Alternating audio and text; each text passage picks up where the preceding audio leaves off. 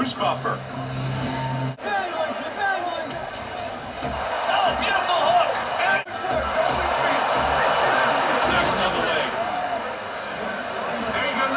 Got it clenched up against the fence. Oh, he's hurt! That one dropped him! He's looking to isolate an arm here, looking for the... Alors là, il n'y a plus du tout le côté on tombe en Wonderland, une star légendaire, star du Pride, star de l'UFC.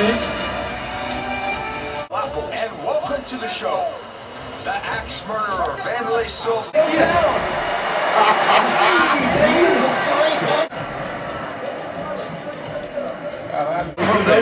He smelled blood and put on the pressure and ended this with a beautiful flurry of punches. Here we see it again. Ah não, em qualquer lugar do mundo é a mesma coisa, né? É uma música legal. Le mix martial art est un vrai show. À chaque combat, le public est porté par l'ambiance, la musique et les combats, et ça touche toutes les classes sociales. Les combattants de MMA sont de vrais professionnels qui sont préparés pour ce genre d'affrontement. Il n'y a jamais eu d'accident grave car les rencontres sont très encadrées. Pareil du côté des supporters, il n'y a jamais eu de débordement dans les rencontres de l'UFC et il n'y en aura pas. Ceux qui disent que le MMA est violent, sans règles, ce sont des gens qui ne connaissent rien au MMA. On appuie n'importe comment et ça marche.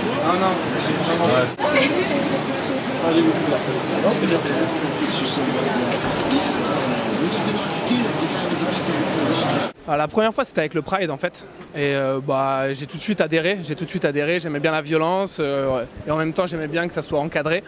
Et il y avait certains fighters que je suivais comme justement Vanderlei Silva ou Rampage, Shogun à l'époque du Pride. Et donc après le Pride est mort et donc c'était la naissance de l'UFC. Et donc j'ai tout de suite adhéré à l'UFC. J'aimerais bien qu'on puisse voir un event UFC à Bercy ou quelque chose comme ça, quoi. Tu as déjà vu des événements, toi? Non, j'ai l'intention d'y aller en décembre 2012 pour aller à Londres parce que je peux pas aller vraiment trop loin.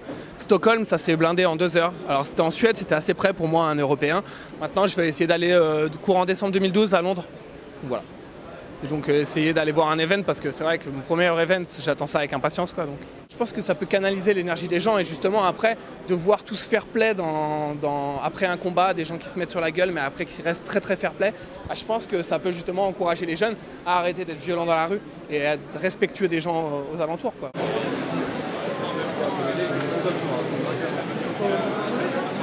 Aujourd'hui, il y a beaucoup de règles qui ont été passées. Il y a plus de 100 règles qui sont édictées dans le MMA. Ce qui fait qu'il y a beaucoup de choses qui protègent l'intégrité physique des combattants. Donc finalement, on ne retrouve rien dans le MMA qu'on ne retrouve pas déjà dans des sports qui sont des sports olympiques, comme le taekwondo, la lutte ou le judo. Le MMA, c'est juste un mélange de sports qui sont bien acceptés par ailleurs. La France garde une image obsolète du MMA, les gens n'ont pas encore forcément compris les évolutions qui ont eu lieu ces dernières années.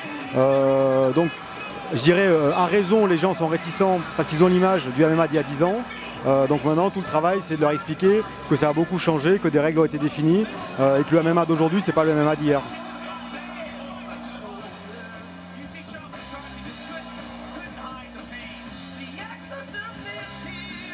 Toute personne qui pratique la boxe, même la boxe amateur, vous dira que prendre un coup de poing debout, c'est 10 fois plus dangereux qu'un coup de poing au sol parce que vous êtes sur vos appuis, vous avez une puissance qui est sans commune mesure avec une frappe au sol.